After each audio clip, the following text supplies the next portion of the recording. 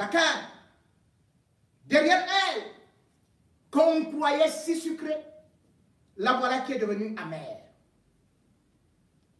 La canne qui unissait les cœurs, où on était véritablement frères, où on oubliait l'enfer et les guerres. Aujourd'hui, même cette canne devient terriblement angoissante, flippante, humiliante pour les autorités camerounaises. Voyez-vous ce qui est en train de se passer actuellement, avec bien évidemment la lettre de rappel comme une sommation interpellative de la Confédération africaine vis-à-vis des autorités camerounaises.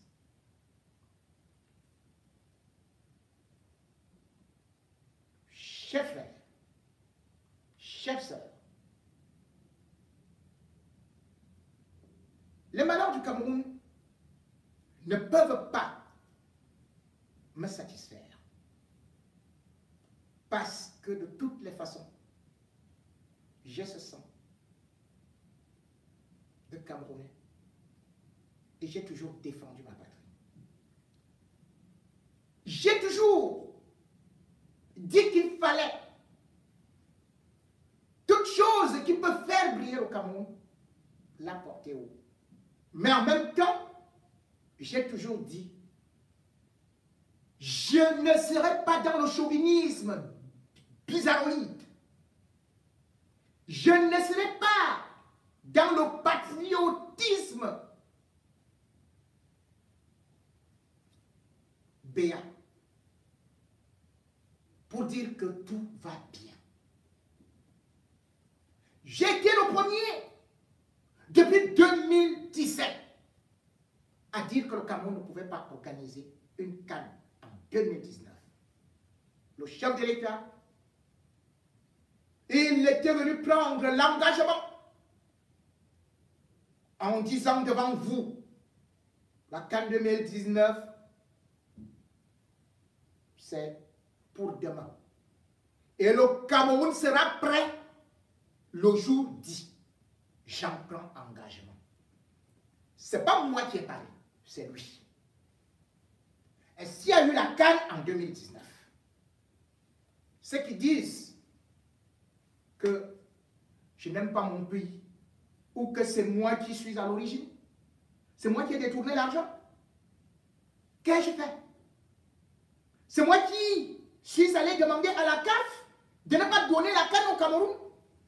N'y a-t-il pas eu de mission d'inspection? Et là encore, nous sommes à peine à 3 mois de la CAN. Et le stade Olembe, le stade portant le nom de Yabi Monopole Barthélemy, n'est toujours pas terminé. N'est-ce pas eux qui étaient en train de se moquer de moi lorsque leur envoyé spécial avec des caissons d'argent, avec des milliards, tous ceux qui sont partis ramasser au palais présidentiel venaient se moquer, se gosser de moi, un récit disant que les stades étaient prêts à 99%. Là, le courrier de moi, les combis qui répond à la CAF, il dit que le stade est prêt à 98%. Mais j'ai sursauté. Mesdames et messieurs, il y a 2 ans, vous êtes venus me dire que le stade était prêt à 99%. Maintenant, vous dites qu'il est prêt à 98%, mais ça avance ou ça recule. Donc, à cette allure-là, peut-être en 2022, le stade d'IA sera prêt à 90%, puisque nous avançons plutôt en marche arrière. Voilà le Cameroun. La lettre de la Confédération africaine de football, rappelant au Cameroun certaines obligations contractuelles par parce qu'ils avaient déjà eu à signer l'accord cadre, montre donc que même depuis 2019, on n'a pas retenu ne serait-ce que les petites leçons qui nous ont valu humiliation en Mondovision. La réponse de Moelle Kombi me fait non seulement pleurer, mais m'interroger encore sur la capacité même de ces individus à pouvoir avoir honte. Quand on a échoué, on reconnaît qu'on a échoué et on présente les excuses au peuple. Le stade olympique, venons-y. Première des choses, vous pouvez être sûr, il ne sera jamais achevé. Même dans 50 ans, il ne sera pas achevé. Je vous le répète, il ne sera pas achevé. Parce que c'est un multisport. Ça ne vaut pas la peine de vous démontrer que là-bas, il devrait avoir un hôtel, 70 chambres, 5 étoiles, que là-bas, il devrait avoir un supermarché, qui devrait avoir une piscine olympique, qui devrait avoir tout, et patati et patata. Tout ça là n'existera jamais. Maintenant, lorsqu'on présente la belle enceinte, les gens applaudissent, sauf qu'ils oublient de dire que pour le match contre le Malawi, et d'ailleurs après ce match, la Confédération africaine de football s'était levée pour dénoncer justement la manipulation utilisée par le gouvernement du Cameroun dans un stade où pratiquement il n'était pas encore autorisé de jouer. Mais vous vous rendez quand même compte que là, ceux qui prétendent être des patriotes disent qu'est-ce que nous veut la CAF. À l'époque d'Ahmad Ahmad, à l'époque, vous étiez en train de dire que c'est Ahmad Ahmad qui avait des problèmes contre le Cameroun.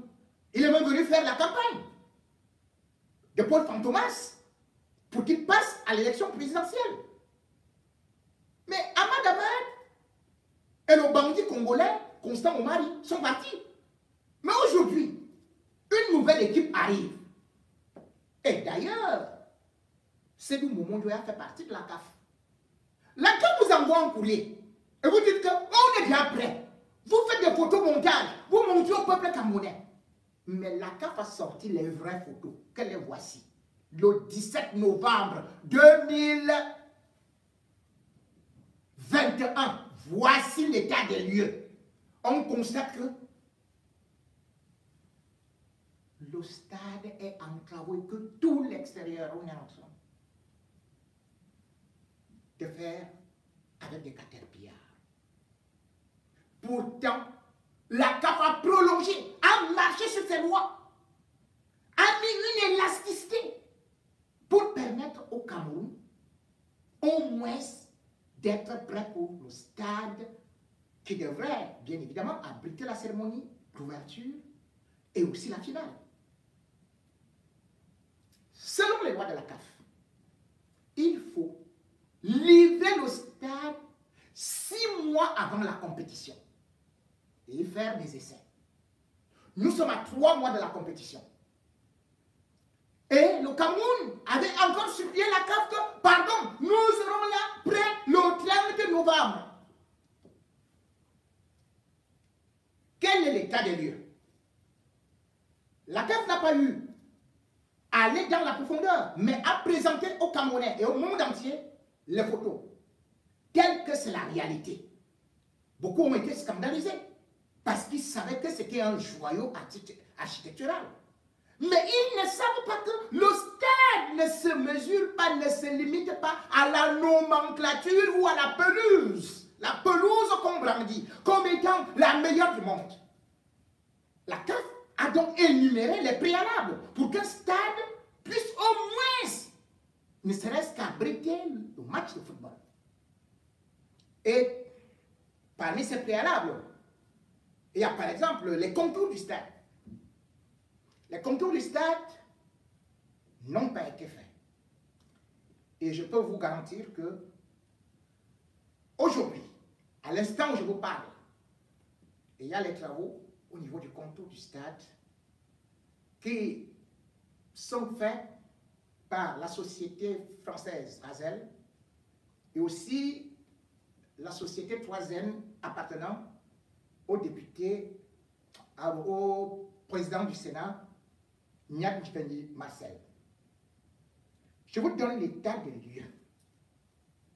Qu'est-ce qui se passe exactement donc au stade, actuellement là? Il faut savoir que au niveau de certaines choses que la CAF ne dit pas encore, comme le coulage que je vous ai dit, mais il y a aussi un problème de canalisation. Donc actuellement, on est au niveau des canalisations. Les canalisations sont actuellement faites par un Portugais qui est arrivé, qu'on appelle Wamu. Wamu, c'est à peu près comme un nom américain, Carlos. Donc, au niveau des canalisations, sans pour autant oublier d'autres trucs où doivent entrer les éléments, c'est pas encore fait. Donc, il est en train de travailler en ce moment. La CAF a parlé de l'aide. Donc, par exemple, les écrans et tout et tout. À l'instant où je vous parle, il y a un seul écran au niveau du stade de Paul Biya. L'autre écran n'a pas été fixé parce que on ne parvient pas, selon les modalités, les techniques qui ont été conseillées, à le faire. Parce que, justement, ils ont essayé, il y a de cela 2 jours, de monter l'écran à même le sol. Et lorsqu'ils ont voulu le remonter, eh bien, tout s'est écroulé. Heureusement, il n'est pas cassé. Cette nuit, on est donc en train de travailler sur l'écran. Et bien sûr aussi, comme je l'ai dit, c'est-à-dire que les toilettes, les canalisations, rien n'est prêt là-bas. On est en train d'y mettre le pied. En ce qui concerne, par exemple, la maçonnerie, avec Compin, c'est un Français, et la structure, les portes, les peintures, c'est en train de se passer en ce moment. Pourquoi en ce moment? Parce que le Cameroun ayant constaté, et justement ayant été blâmé, sous la pression de la CAF, est donc obligé actuellement de travailler 24 heures sur 24. C'est-à-dire que la première équipe commence à 7 heures, à midi, il y a une pause, à 13 heures, il y a une pause, jusqu'à 14 heures. Puis cette équipe-là reprend jusqu'à 20 heures. Une deuxième équipe vient à 20 heures, commence à travailler. Elle arrête le travail à 1 heure du matin. Elle prend une pause et recommence à 2 heures du matin jusqu'à 7 heures. Voilà comment ça se passe actuellement. Sinon, ce stade ne finirait jamais. Maintenant, il y a un problème de charpente métallique. La charpente métallique n'est pas encore posée, malgré le fait qu'on vous montre les écarts de pangolin. Mais la réalité est que celui qui était chargé de la pose de la charpente métallique s'appelait Kamel. C'est un Français. Il a donc démissionné par rapport aux conditions de travail où il a dénoncé que les Camerounais étaient utilisés chez eux comme des esclaves. Et il a décidé de partir. Il est revenu ici en France. On a donc recruté quelqu'un d'autre qu'on appelle Francis Augusti. Donc Francis Augusti est arrivé au Cameroun, mais il s'est retrouvé dans un problème. C'est-à-dire qu'il a critiqué Paul Biya en disant que c'était une momie et qu'il ne voyait pas comment est-ce que ce travail-là allait avancer. Il a été enregistré. Ces enregistrements lui ont coûté très cher puisque, justement, quelques temps après, avec toutes ces critiques-là, on a envoyé ces audios auprès des services secrets. Quelques temps après, il avait des problèmes avec 3 femmes. Je ne peux pas vous dire dans quelles conditions cela a été fait, mais il avait décidé, finalement, parce que c'était devenu invivable, entre Francis Augusti avec ces femmes-là. Il a donc décidé de les virer. 3.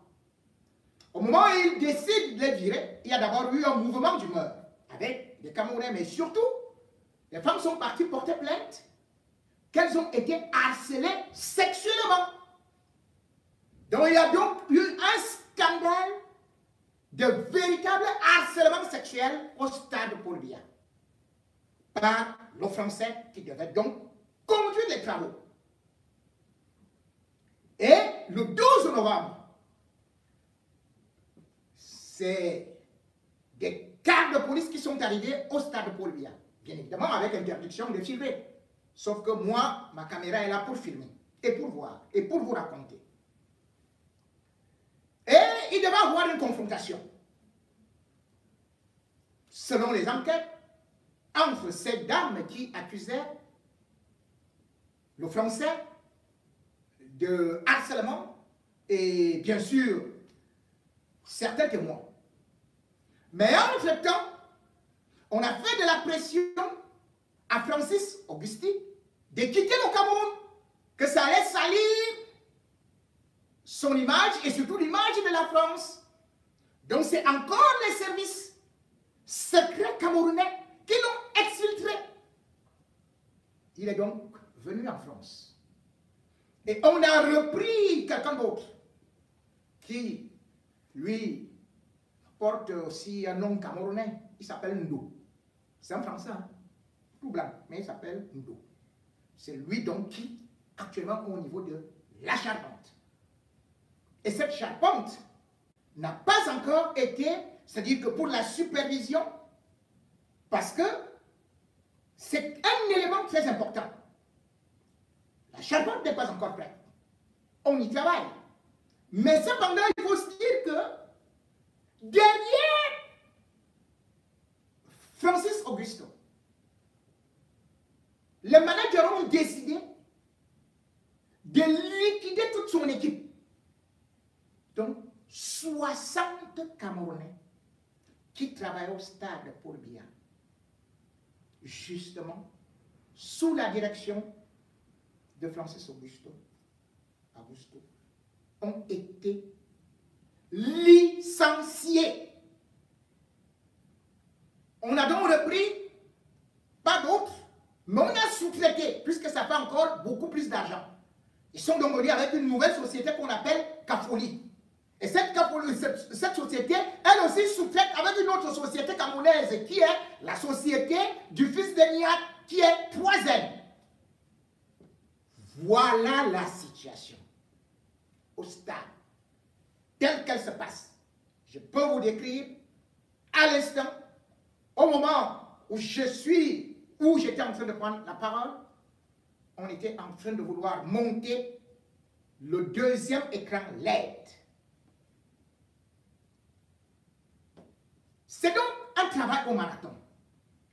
Pour un stade, quand même, qu'il faut-il le rappeler, a eu la pose de la première pierre en 2008.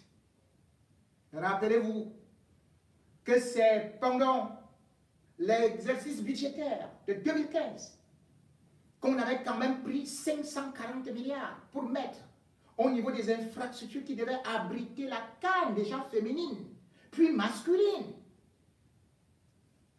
Et on nous disait que ce serait magnifique, puisqu'il y avait aussi en 2008 le plan de développement des infrastructures sportives qui avait un budget.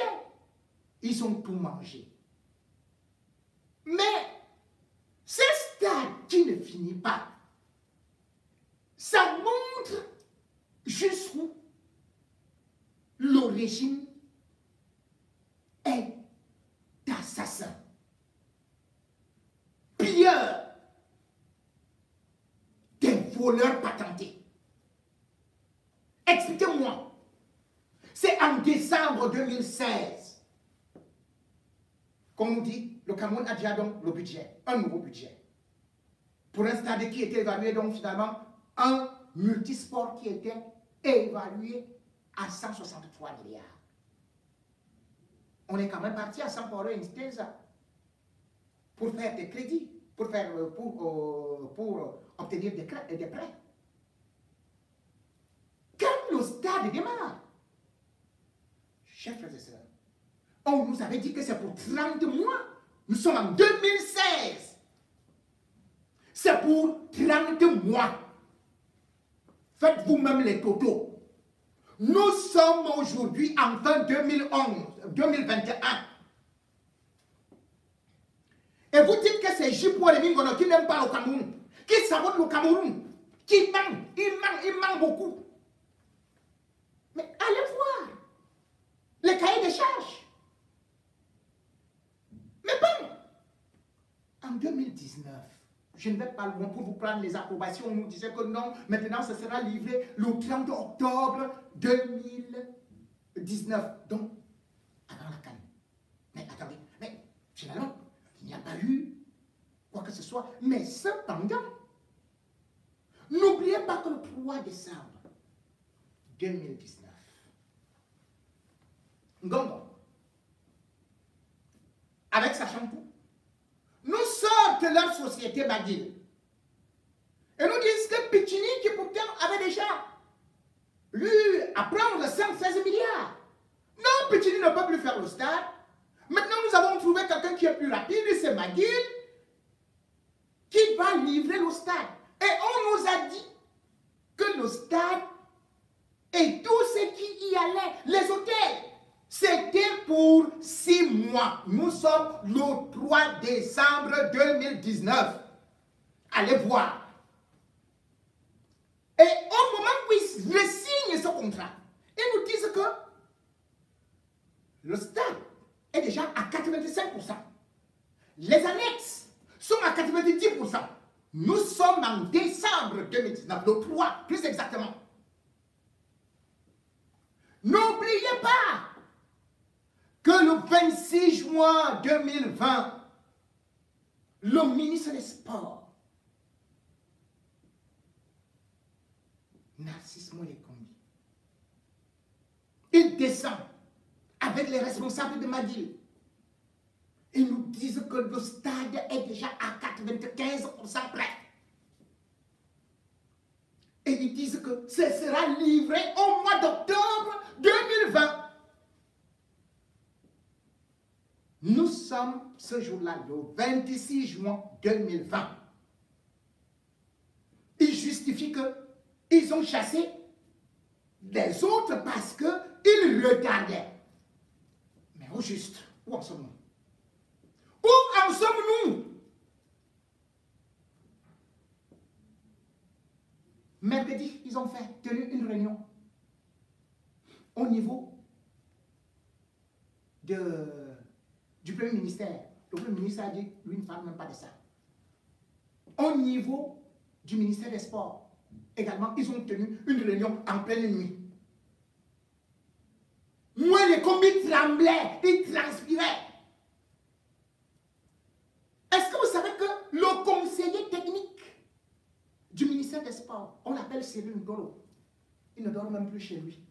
D'ailleurs, même sa femme est en train de vouloir partir. Enfin, ils sont de ce côté-là. Vous savez là où il dort? Au stade. Il suivait les travaux. On va aussi envoyer quelqu'un d'autre qui est de la présidence. Ils sont là-bas, ils dorment au stade. Ou à l'hôtel. Ils sont sur des matelas. Ils sont devenus les chefs chantiers. Puisque, même au niveau du chef chantier, le gouvernement camerounais a enlevé le chef chantier qu'il y avait là-bas. Il s'appelait Fradi Jean. Ils ont dit que non, c'est lui qui retardait, donc on veut maintenant tel. C'est pour ça que je vous ai dit que l'Ondola est venu. Camerounais travaillent 24 heures sur 24. Et pour quel salaire? Misère. C'est une honte. Une CAN qui devait se jouer en 2019. On est là encore en train de donner des ultimatums au Cameroun. Le Cameroun envoie maintenant les délégations aller encore négocier, se mettre à genoux devant la CAF. Et même ce qu'ils écrivent. Ils vous disent que non, même le protocole Covid, le Cameroun n'a pas.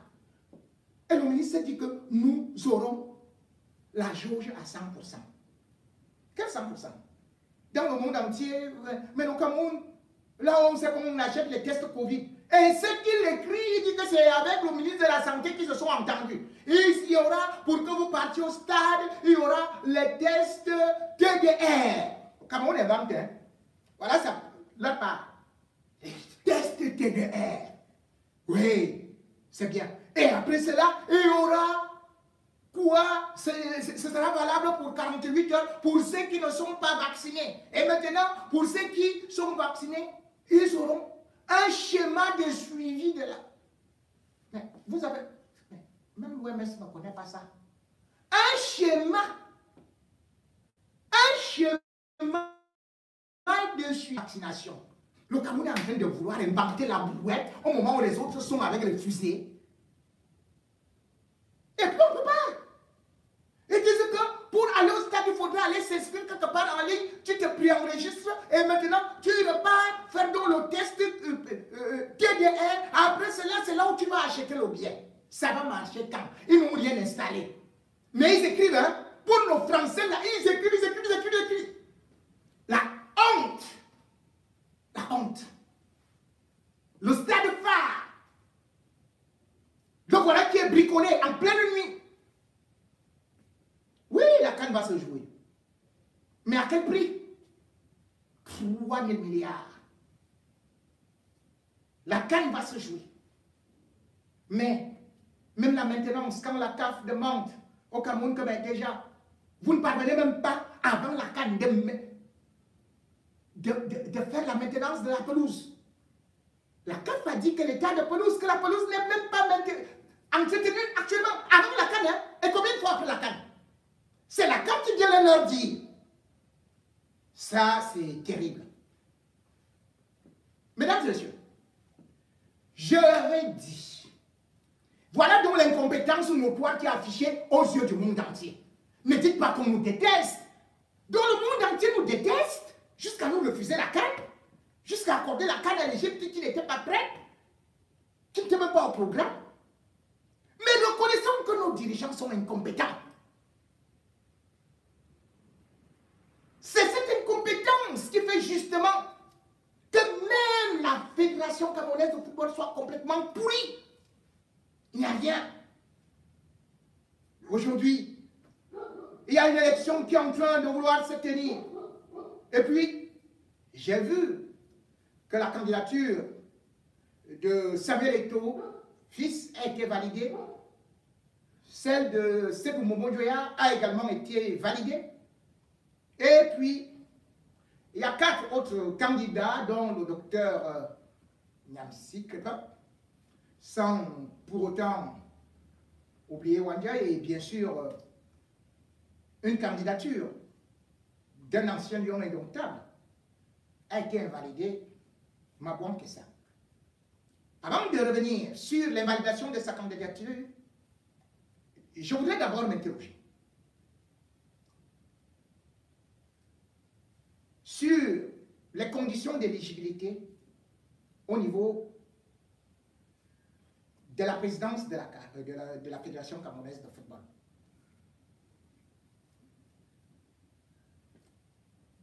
Quand on voit l'article 36 des statuts de la CAF, qui ont été bien sûr validés par Mbongo Ndoya, c'est le 13 juillet 2021, on y trouve bien évidemment dans l'article 36, et plus précisément dans le point 1, que les conditions d'éligibilité, que ce soit au niveau du comité exécutif ou même à la présidence, petit a, il faut être un citoyen camerounais, ne pas avoir été condamné, et puis, bien évidemment, avoir 21 ans minimum, et maximum 70 ans, et bien sûr, patati patata, tels que par exemple les parrainages des 10 délégués. Je ne vais pas y revenir totalement. Mais le point, ce point est très sensible. Parce que, justement, on avait beaucoup eu à disserter lorsque le magistrat Gilbert Schlick avait annoncé que, justement, ne pouvait compétir ou ne pouvait devenir président de la Fédération camerounaise de football que celui qui jouit de la nationalité camerounaise. Et bien évidemment, on avait donc dit que cet article était anti-étau parce qu'il avait la double nationalité, camerounaise et espagnole. Et le Cameroun ne reconnaissant pas la double nationalité par l'article 31 de la loi de 1968, il devrait être éliminé. Mais bon, je suis revenu et je vous ai dit, après vérification, parce que je l'attendais au tournant, avec un gourdin, pour que je crie à l'injustice. D'ailleurs, j'ai toujours crié à l'injustice. Que pourquoi devrait-il être candidat alors que Richard Bonnat ne peut pas oser, ou encore même comme Hervé, ou bien encore le grand musicien Dédié Yango avait subi les affres de cette loi scélérate. Mais après investigation, et je vous le confirme, je vous avais dit qu'il avait renoncé à sa nationalité espagnole il y a de cela près de 2 ans, et qu'il était parti d'ailleurs remettre ses documents, y compris son passeport, auprès de l'ambassade d'Espagne au Qatar. Raison pour laquelle je peux comprendre que sa candidature, pas que je peux comprendre, ce n'est pas moi qui valide. La commission électorale a validé sa candidature. Cela veut dire que ses adversaires n'ont rien à dire, parce que je vous avais dit que le passeport qu'il avait d'ailleurs envoyé à la CAF, expirait en 2023, mais qu'il ne l'utilisait plus. Parce qu'il a renoncé à la nationalité espagnole. Donc, Samuel Eto'o, en toute honnêteté, c'est un Camerounais. Passons. Mais cependant, il y a un article qui m'interpelle. C'est justement l'article 31, toujours l'article 36, dans le point 1, et particulièrement quand vous arrivez à G. Le petit G dit que justement les candidats devraient être soumis, bien évidemment, à une enquête d'intégrité qui doit être effectuée par la commission éthique de la FECAFOOT. Et dans le petit H, il est précisé dans le même article que la commission éthique immédiatement transmet les conclusions de ces enquêtes à la commission électorale.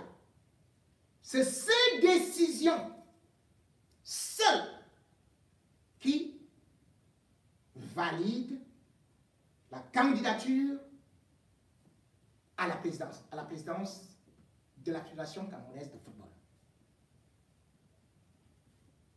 Cela veut donc dire que si la commission éthique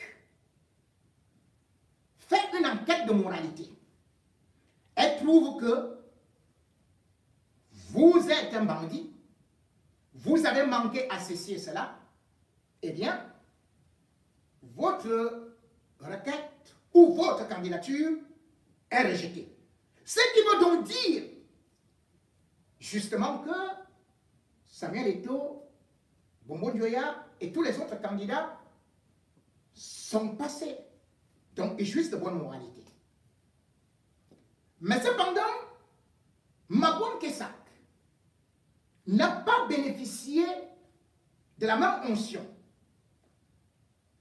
Ancien indomptable, qui a fait aussi notre fierté, puisque d'ailleurs il était titulaire quand Roger Mila était au banc à la Coupe du Monde, quand Mila a ébloui le monde entier, n'oublions pas que c'est Mabon Kessa qui était titulaire. Mais Mabon Kessa a été disqualifié par la commission éthique ou alors la commission électorale qui décide en dernière instance, arguant que Mabon Kessa devait 4 millions de francs CFA à la FECAFOOT. Et là, j'ai bondi. Parce que l'argent, quand on le doit à la FECAFOOT, cela veut dire qu'on est un très mauvais gestionnaire. Il n'était pas gestionnaire. Il peut demander un prêt, c'est comme je peux demander un prêt dans une banque. Mabon Kessa a entraîné les Lions indomptables. Espoir, sans être payé. Lui, il a fait ce sacerdoce. Alors que ici en France, il était dans de bonnes conditions, mais il a été recruté par le Cameroun, qui était incapable de pouvoir payer son salaire, ses émoluments. Il a perdu pas mal de choses. Comment le même Mabon Kessa, on dit aujourd'hui qu'il doit l'argent à la FECAFOOT, donc on le disqualifie. Et bam, j'atterris donc sur Bonbon Joya. Bonbon Joya ne doit-il pas de l'argent à la FECAFOOT? Et du coup, nous nous trouvons dans l'obligation de voir dans quelles conditions sa candidature a été validée. Puisque justement, dans l'article aussi 46, qui parle de cette élection de candidature au niveau de la présidence, et comme je l'ai dit, au niveau de l'article 36, parce qu'il faut savoir qu'il y a 8 chapitres, ils sont longs, et ça comporte 106 articles, que j'ai épluchés, que je peux réciter par cœur. Mais cependant, j'ai retenu quelque chose. Et il y a moins d'un mois, Bonbon Joya a sorti 300 millions de francs CFA. 300 millions de francs CFA des caisses de la FECAFOOT. Mais où est parti cet argent? C'était pourquoi? Mabon Kessa, c'est 4 millions. Il est éliminé. Bonbon Joya vient de sortir 300 millions. Et il est candidat à l'élection. Expliquez-moi. Il y a un bilan qu'on présente à l'Assemblée générale et au comité exécutif. J'aimerais que Bonbon Joya, puisque justement lui, il est passé comme un poisson dans l'eau devant la commission éthique. Je voudrais que la commission éthique et la commission électorale m'expliquent où va l'argent de la Fédération camerounaise de football, enfin, que la Fédération camerounaise de football reçoit pour le football féminin. Y a-t-il un football féminin au Cameroun? Je vous rappelle que la FIFA octroie au Cameroun 1 million d'euros chaque année pour le football féminin. Et cet argent, Bonbon Joya seul sait ce qu'il en fait. Il ne rend compte à personne. Où est le football féminin? Pourquoi ne lui demande-t-on pas que, d'à part là, où est? Mais c'est 650 millions. Mais c'est pas possible. 650 millions. La commission éthique n'a pas regardé ça. Mais attendez. Bon, allons au sérieux. La FIFA, pendant la période Covid, la Fédération camerounaise de football était brinque-ballante, était en train de tomber, et tout. Ils ont dit tantôt ils vont construire un siège, et tout. La FIFA a octroyé à la Fédération camerounaise de football 2,5 milliards. Mais il faudrait que Bonbon Joya nous explique. Il nous doit des explications. On ne peut pas éliminer Mabon Kessa et Bonbon Joya bouffe l'argent calmement. La commission éthique devrait se poser des questions.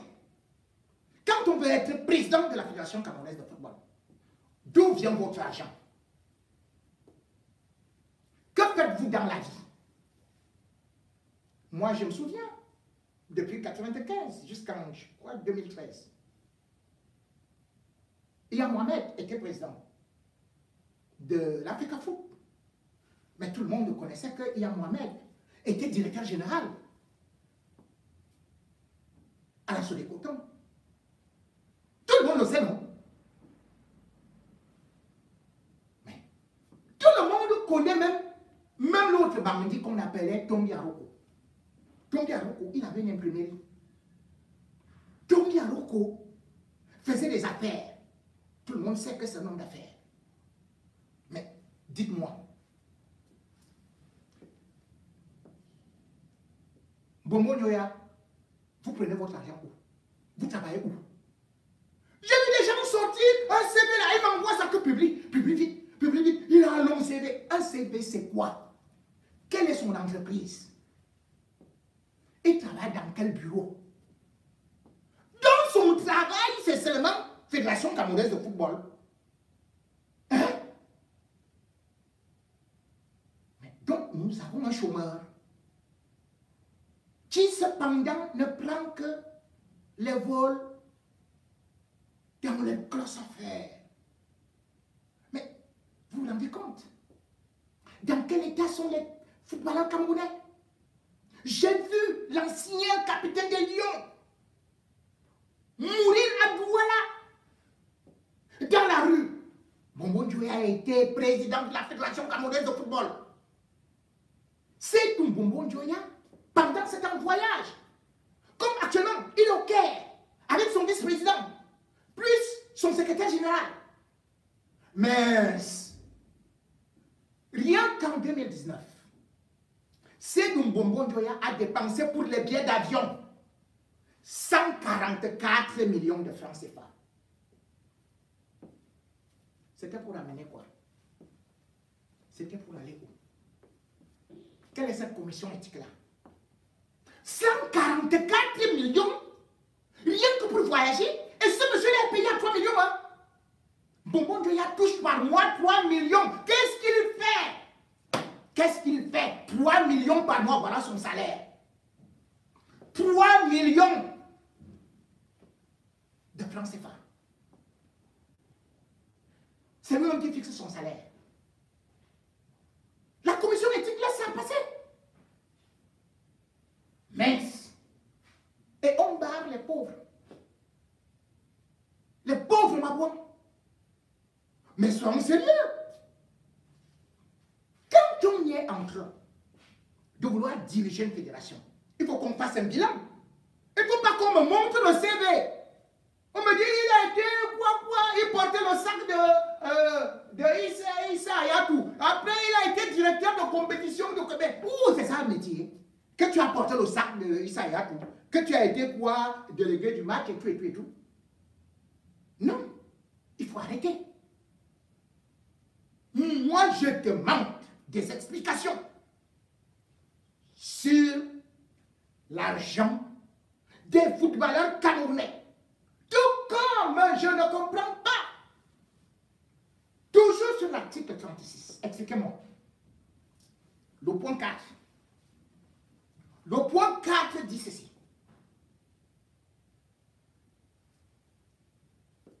Tout employé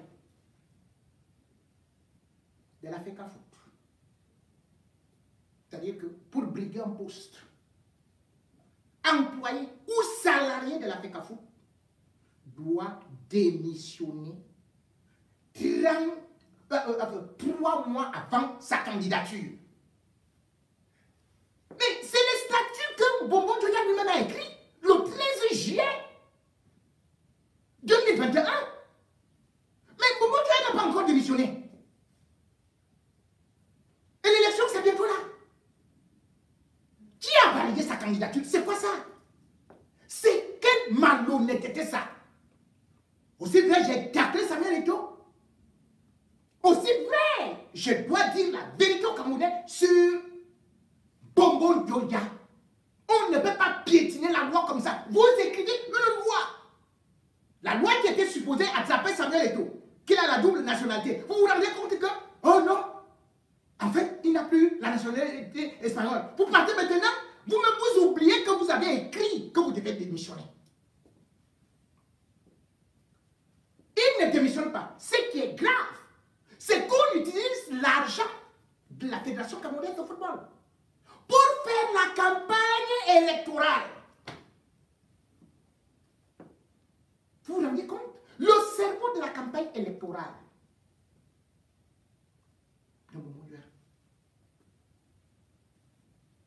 C'est le directeur des affaires juridiques.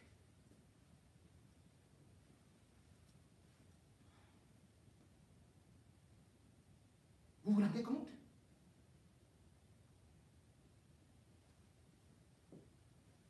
C'est lui qui est avec lui partout. On vous dit que pour faire campagne, il faut d'abord démissionner. Mais c'est lui son stratège. Et c'est un fonctionnaire, hein? Il avait demandé une mise en disponibilité. Il a même oublié qu'il devrait aller reprendre son poste. Mais il est là, il bouffe. Et il y a un qui se balade là. Lui, il sort du ministère des enseignements secondaires. Abdoulaye Ado. Le gars là aime les dos. Il est sous-directeur. Sous-directeur au ministère des enseignements secondaires. Mais c'est lui qui se balade partout, dans les radios, hein, les télés, pour faire la campagne d'un président qui est illégitime, déjà qui avait été débarqué par l'audace et qui piétine sa propre loi et il fait sa campagne. Vous savez combien il touche? 250 000 francs CFA par mois. Et on barre ma banque et sac. Moi, je demande au peuple camerounais, si nous voulons que ce pays avance, il faut que chacun puisse au moins respecter les lois. Nul n'est au-dessus de la loi. C'est Doumbombo Dioya qui est venu avec le nouveau statut de la Fédération camerounaise de football. Et ce statut l'élimine d'office. Mabon Kessa, Docteur Crépin Yamsi, Mabon Kessa, vous devez d'ailleurs vous baser pour contre-attaquer. Vous avez droit. Docteur Crépin Yamsi et autres, je vous le dis, y compris tout, vous devez saisir. Vous devez saisir. Vous devez saisir la commission électorale pour que la candidature de Sédou Mbongo Dioya soit invalidée et qu'il présente son bilan avant de se présenter. On ne peut pas faire comme ça. Mais c'est quoi ça? On en est même là. On n'en est pas en nation, non? Il peut aussi. Il y a des candidats. J'étais contre la candidature de Samuel Eto'o tant que je croyais qu'il avait la double nationalité. Mais je ne peux pas être d'accord avec celle de Mbongo Dioya parce qu'il me dit bonjour ou parce qu'il envoie les gens me saluer, dire qu'il est avec moi. Il est avec qui? Je suis avec quelqu'un. Moi, je ne suis pas là-haut. Je suis moi comme ça. Comme chanteur Longuet Longuet. Moi, c'est pas. J'ai dit Mbongo Dioya dehors. Il n'a pas le droit d'être candidat à l'élection à la FECAFOOT. Ça, c'est impossible. Parce qu'il a piétiné la loi. Et parce qu'il a volé beaucoup d'argent. Et parce qu'il y a plein de gens qui sont là. Je vais vous sortir des documents. Vous savez, moi, je ne parle jamais pour rien. Ma caisse est là. Je vais vous sortir les documents. J'attends d'abord qu'ils avancent. Je vais sortir des documents où vous allez comprendre que je suis avec vous. Oui, monsieur Sédou Mbongo Dioya. Je crois que je suis avec toi, non? Moi, je ne suis avec personne. Mais je suis avec toi parce que même dans ta maison, je suis dedans. Dans ton bureau, je suis dedans. Tous les documents que tu caches là, j'ai ça. Et c'est cette malhonnêteté que je combats. Ne me proposez rien. En tout cas, pour l'instant, j'aime vos costumes. Hein.